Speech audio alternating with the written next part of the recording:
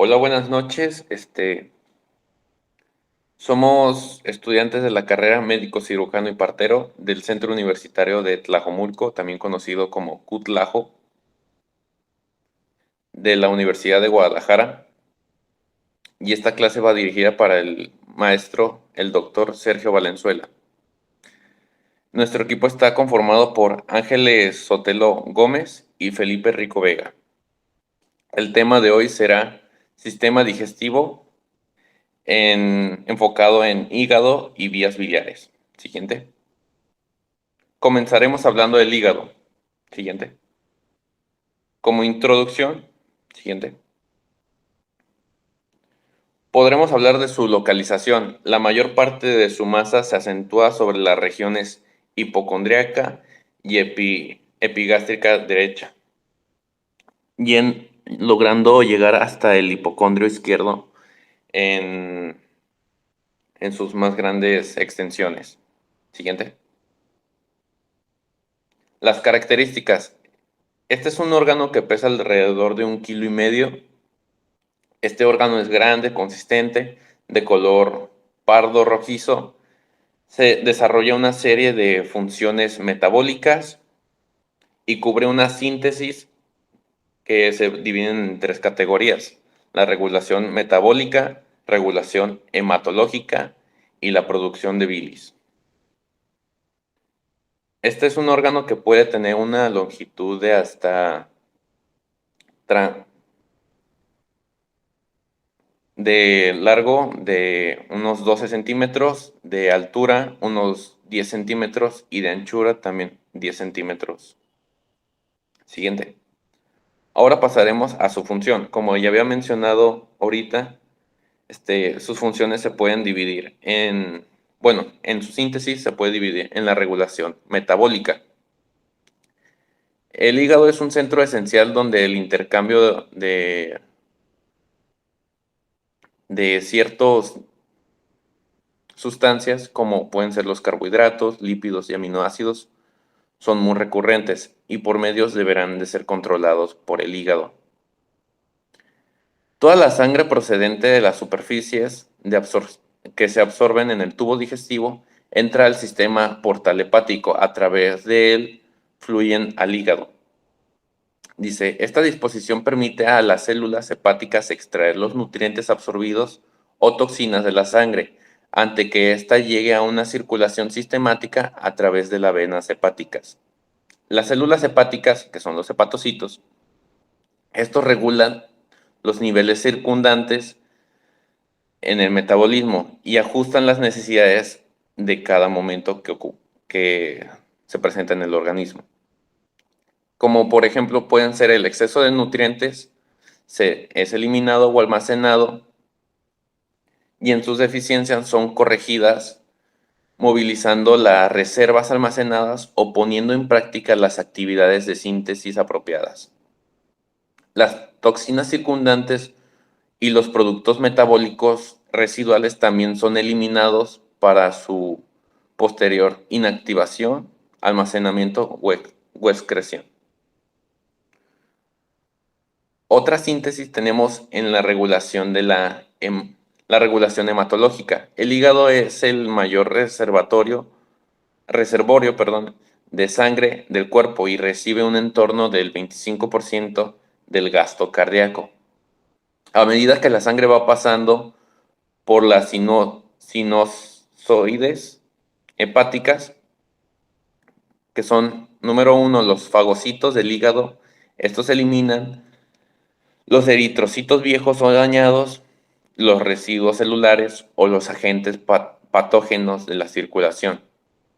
Como número dos, las células hepáticas sintetizan la proteína que contribuyen a la concentración osmótica de la sangre y transporte de nutrientes, y establecen los sistemas de la coagulación y complemento. Y como otro funcionamiento tenemos la síntesis y la excreción de bilis, que mayormente va enfocado en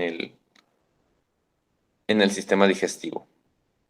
La bilis es sintetizada por las células del hígado, los hepatocitos.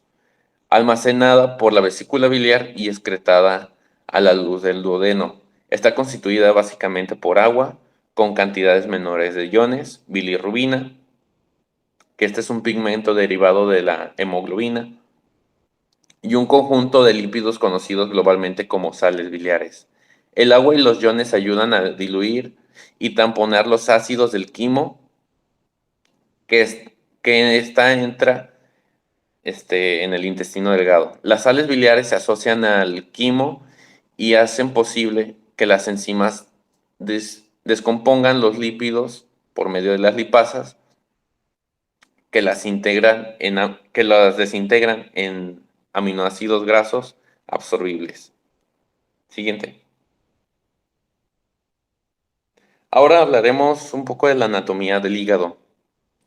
Este, este se conforma de dos caras y un borde. Hay varias nomenclaturas que lo consideran como otra cara, una cara posterior, pero aquí se los mencionaré como un borde inferior.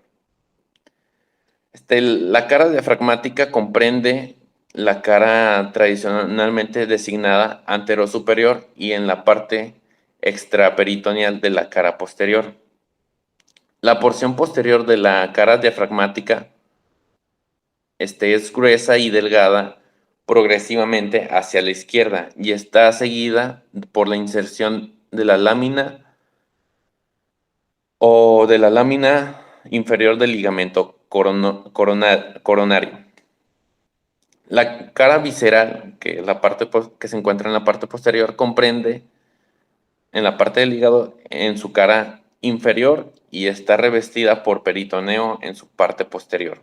Y el borde, que este es el que une las dos caras, la cara diafragmática y la cara visceral. Siguiente. Hablaremos de la cara diafragmática. La cara diafragmática, o es decir, la cara del hígado está relacionada directamente con el diafragma, como ahí podemos ver. Está estrechamente relacionada. Es convexa y está orientada hacia arriba y adelante y hacia atrás. Se estrecha hacia la izquierda y está dividida en dos superficies, derecha y izquierda, lóbulo derecho y lóbulo izquierdo, por la implementación del ligamento falciforme del hígado. Siguiente, por favor. La porción anterior de la relación con el diafragma cruza ambos bordes cartilaginosos que limitan el epigastrio y se dirige a la extremidad del lóbulo izquierdo del hígado. Con la porción superior se establece la relación cardio-pericárdica y a través del diafragma la porción derecha se extiende hasta la parte distal del lóbulo derecho. Siguiente. Como había mencionado, se dividen en varios segmentos. El segmento anterior es relacionado con el diafragma, que cruza los bordes cartilaginosos que limitan el epigastrio y se dirige a la extremidad del lóbulo izquierdo del hígado.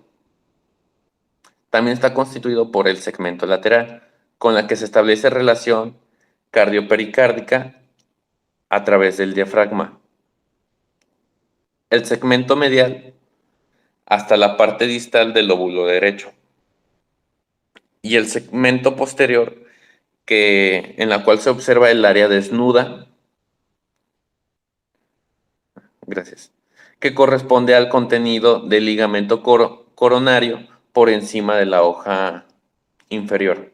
Esta porción une las dos caras, la cara diafragmática y la cara visceral del hígado.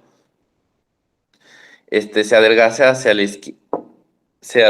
de izquierda hacia la izquierda y su trayecto se relaciona con el diafragma, con la vena cava inferior, con la aorta y con el estómago. Siguiente, por favor. Ahora seguiremos con la cara visceral y el borde inferior. La cara visceral está orientada hacia abajo, a la izquierda y hacia atrás. Presentan tres surcos o fisuras dispuestos en forma de H, como ahí podemos ver, que en la parte medial del hígado forma una H, que estos aíslan los 4 lóbulos. El borde inferior está determinado por la unión de dos caras diafragmáticas, de las dos caras, la diafragmática y la visceral del hígado. Es delgado y se relaciona de derecha a izquierda con el arco costal que cruza la región epigástrica hasta el sexto o séptimo cartílago izquierdo. Presenta una escotadura para el ligamento redondo del hígado y otra para el fondo de la vesícula biliar.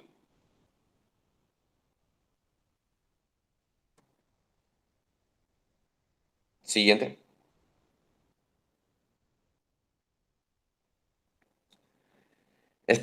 Aquí hablaremos más sobre los ligamentos más trascendentales, que sería el ligamento falciforme y el ligamento coronario. Comenzaremos con el ligamento falciforme. El ligamento falciforme del hígado, conecta, como ya había mencionado, la cara diafragmática y la cara visceral del hígado. Este ligamento se encargará de unir a la pared abdominal al hígado. El borde anterior es cóncavo y se inserta en el hígado. Se origina por detrás en la lámina superior del ligamento coronario.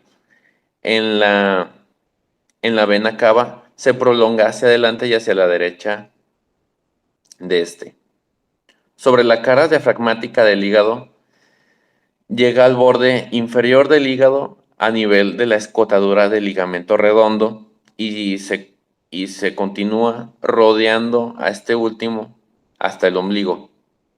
La porción que rodea el ligamento redondo del hígado constituye el borde libre de la hoz formada por el ligamento falciforme cuando se separa del diafragma a la cara diafragmática del hígado,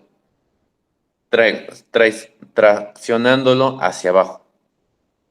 El borde superior se inserta en el diafragma, luego en la cara posterior de la pared abdominal anterior, algo a la derecha de la línea media del epigastrio. Luego seguiremos con el ligamento coronario, que amarra la porción posterior de la cara diafragmática del hígado al diafragma.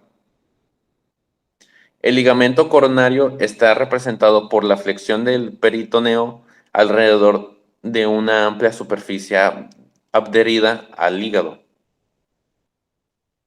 Las líneas de flexión del peritoneo se aproximan entre sí, tanto hacia la derecha como hacia la izquierda.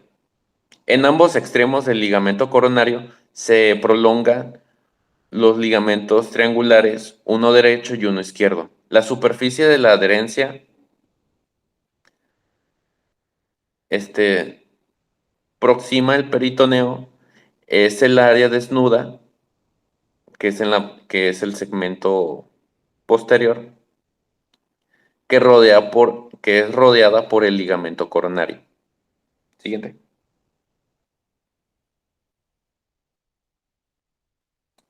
Ahora seguiremos con la vascularización del hígado. El hígado recibe sangre arterial que proviene de la aorta a través de la arteria hepática propia. Toda la sangre venosa de las vísceras abdominales por la vena porta hepática, que es una irrigación funcional, excepto la sangre de las venas retroperitoneales. ¿Seguimos? Ahora seguiremos con la vena porta. Es un sistema, la vena porta es un sistema hepático, una vena porta hepática que está interpuesto entre dos redes capilares opuestas. La primera es periférica, que es visceral, y las venas que la drenan constituyen a la vena porta hepática. La segunda, hepática, se encuentra en la extremidad de las ramas terminales de la vena porta hepática. Las modificaciones sufridas por la sangre del hígado hacen que este sea una verdadera glándula de secreción interna con múltiples funciones. Entre estas dos redes capilares circula sangre venosa que no sufre ninguna modificación. Mencionaremos su origen, que está situada en la parte media de la cara posterior del páncreas a nivel del cuello. Está formada por la convergencia de la vena mesentérica superior vertical y de la vena esplénica transversal. Este dispositivo, esta vena, está sometida a numerosas variaciones que recaen sobre todo en la terminación de la vena mesentérica inferior, que puede terminar en la vena mesentérica superior, en la vena esplénica o directamente en la vena porta hepática. El origen de la vena porta hepática puede sintetizarse como la reunión de dos elementos constantes, que es la vena hepática, la vena mesentérica superior y la vena esplénica, y de dos venas variables en su terminación, que es la vena mesentérica inferior y la vena gástrica izquierda. Y esta terminación pueden tener aún más variables. La vena porta hepática es una vena muy voluminosa de volumen de 15 a 20 milímetros de diámetro en un adulto, con paredes delgadas pero engrosadas en caso de hipertensión venosa portal. Su trayecto es oblicua hacia arriba y hacia la derecha, pero por un estudio se ha demostrado que en el ser vivo también existen venas verticales, en proyección paralelas a la vena cava inferior y venas transversales perpendiculares a la vena cava. La vena es primero retropancreática y penetra enseguida el ligamento hepatoduodenal vascular, donde forma parte de la raíz hepática y y termina en el porta hepático, donde se divide en dos ramas, izquierda y derecha. Siguiente, por favor. El sistema portal del hígado. La división del hígado en segmentos distintos se basa en el hecho de que a partir del porta hepático, cada una de las ramas de la vena porta hepática estará acompañada por una arteria y un conducto biliar, como podemos ver. A esto se le conoce como triada porta o vacío porta. El conjunto rodeado por un manguito de tejidos conjuntivos emanado de la cápsula fibrosa del hígado y forma una raíz funcional, que esta es la raíz funcional del hígado, que corresponde a un territorio hepático definido que puede denominarse como segmento hepático. Siguiente, por favor. La porción hepática izquierda corresponderá a la división lateral izquierda con el segmento 2 o el segmento lateral izquierdo, que será por la vena lateral izquierda. Y el segmento 3 o segmento anterior, será por la rama izquierda del receso del rex. La división medial izquierda será por el sector paramediano izquierdo, y en el segmento 4 o segmento medial, será por la misma. Siguiente.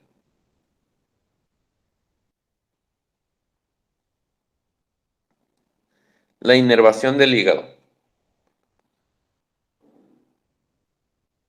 Este, La inervación del hígado proviene del nervio vago izquierdo, ramas hepáticas y de la porción celíaca del plexo celíaco. Salvo a excepción de unas ramas hepáticas que provienen del vago izquierdo, nervios mixtos que son cargados de fibras simpáticas y parasimpáticas del sistema nervioso autónomo. Siguiente.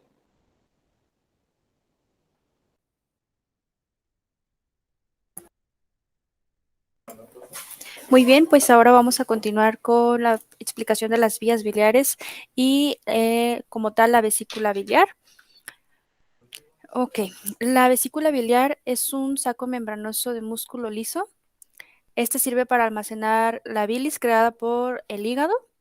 Esta se elabora como tal en el hígado y es evacuada hacia los conductos biliares.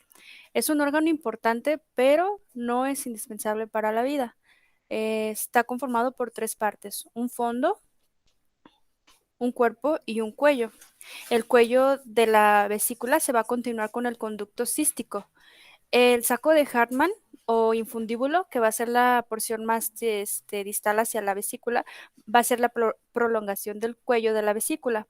Y va a conformarse también por unas válvulas que se llaman Heister. Estas válvulas son unos pliegues ondulados proximales al conducto cístico que van a impedir el paso de grandes cálculos hacia el colédoco. La vesícula está constituida desde su superficie al interior por una hoja peritoneal que la rodea, una capa muscular que le va a dar esta posibilidad de contracción, una submucosa, una mucosa delgada y las propias válvulas de Heister. La mucosa delgada va a representar el epitelio. Muy bien, pues aquí tenemos una imagen. Aquí podemos a grandes rasgos anatómicamente distinguir cómo se conforma digámoslo, este tercio de órganos que van a constituir una sola vía. Aquí podemos ver como tal la vesícula, el conducto cístico que está conformado por sus válvulas, y pues tenemos aquí los conductos hepáticos derecho e izquierdo.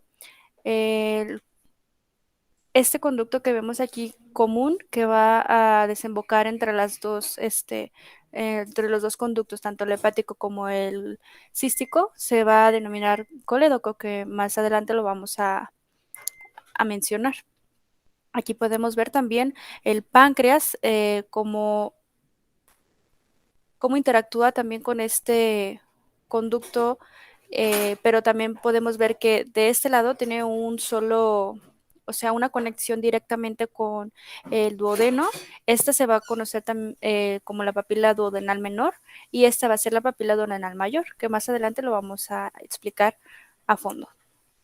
Los conductos biliares intrahepáticos se van a constituir dentro del hígado. Van a ser dos, uno derecho y uno izquierdo.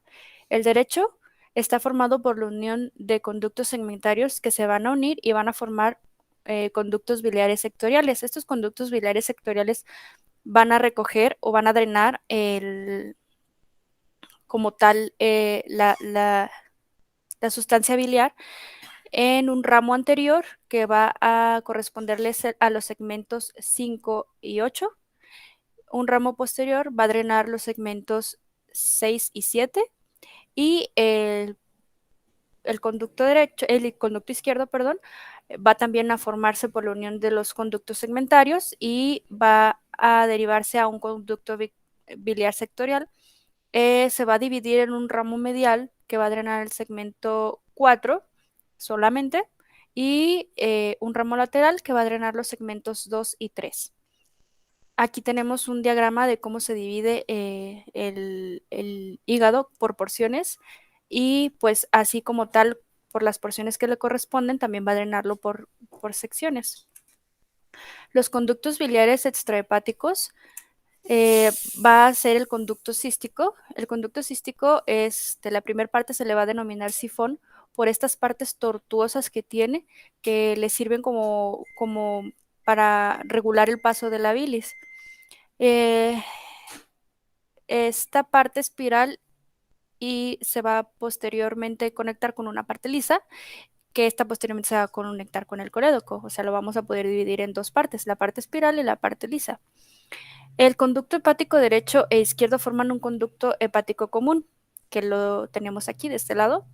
Se va a unir con el conducto cístico y van a formar el colédoco, que ya también lo había mencionado.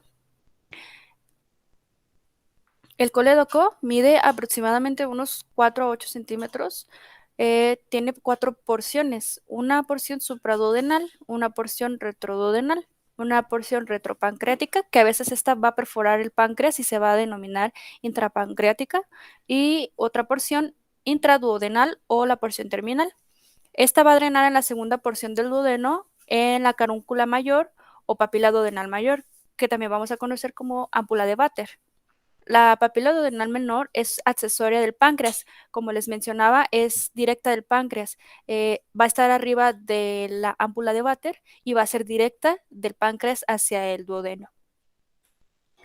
Las relaciones anatómicas de esta, digámoslo, de esta vesícula, va a estar en la pared anterolateral del abdomen, por detrás del hígado y abajo del colon transverso, en el duodeno. Se va a conectar directamente al duodeno. Está ubicada en la fosa vesicular, que es una depresión que se le hace directamente al hígado, donde se va a alojar esta vesícula. Va a estar suspendida también por el ligamento hepatoduodenal y en el epiplón menor.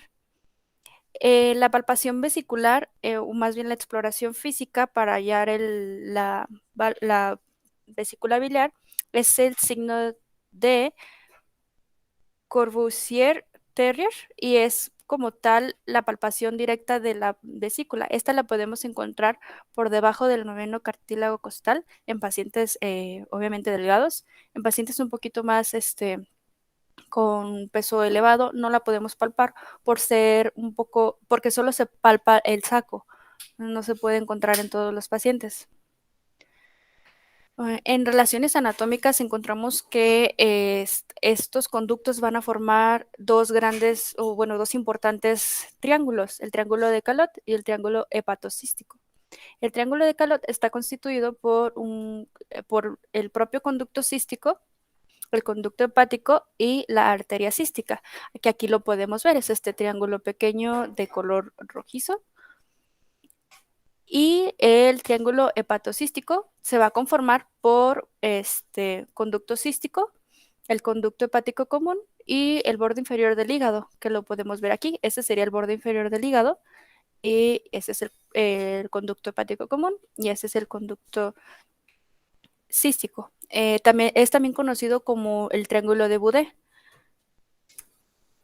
Eh, el- las vías biliares tienen esfínteres también, porque también necesitan regular su secreción. El colédoco tiene esfínteres llamado el esfínter de Oddi. El páncreas también tiene sus esfínteres y se les va a denominar pues esfínteres del conducto pancreático. Y en su unión, ambos conductos en relación, que como lo mencionamos, se formará la ámpula de Vater. Sus esfínteres también se van a llamar esfínteres de la ampolla de Vater. La irrigación y el drenaje venoso de la vesícula y de los conductos. La vesícula primeramente va a recibir irrigación de la arteria cística. Esta arteria es propia de la vesícula, va a provenir de la arteria hepática, que esta a su vez se deriva de la hepática común y esta deriva del tronco celíaco. Los conductos reciben irrigación de las arterias cística, supraduodenal y pancreatoduodenal posterior superior. O sea que va a tener tres irrigaciones provenientes. El drenaje venoso de las vías biliares es por la vena cística, que va a drenar en la vena hepática derecha. El resto va a ser a través del plexo venoso supraduodenal. La inervación de esta, como tal, la vesícula y el conducto, va a ser se va a dividir en dos, en la simpática y en la parasimpática. La simpática se va a dar por el plexo celíaco y la parasimpática, que se va a encargar de la contracción y la expulsión de los jugos biliares, va a estar dada por el por los troncos vagales. Y pues eso sería todo de nuestra parte. Esperamos que haya sido claro y entendible el tema.